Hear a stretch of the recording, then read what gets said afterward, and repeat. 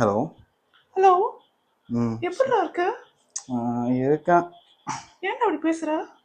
அதான் தெரியுமே, பிரேக்கப் ஆயிடுச்சு. அவனை நான் மறக்கவே முடியல. அப்படியே இருக்கேன். ஏய், அவளே மூவ் ஆன் ஆகி இன்னொரு பாய் ஃப்ரெண்ட் போயிட்டா. உனக்கு என்னடா பிரச்சனை? அவன் மூவ் ஆன் பண்ணி போயிட்டா. என்ன பண்ணுறது, எனக்கு தான் கஷ்டமாகவே இருக்கு இன்னும். ஏய், நீயும் மூவ் ஆன் ஆகுடா. ஏய், ஒரு நிமிஷம் இரு. எங்க அம்மா கால் பண்றாங்க. ம் ம் சரி.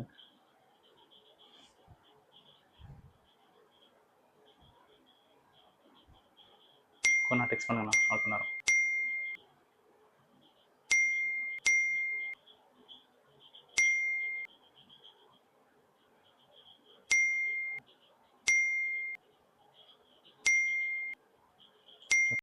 Three hours later.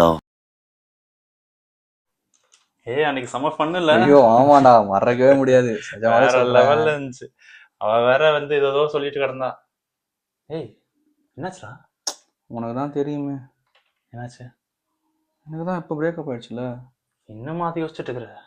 என்ன பண்ணுறது? அவளே மூவ் ஆன் ஆகி இன்னொரு பாய் ஃப்ரெண்டுன்னு போயிட்டா. ஏய், என்ன விட்றா.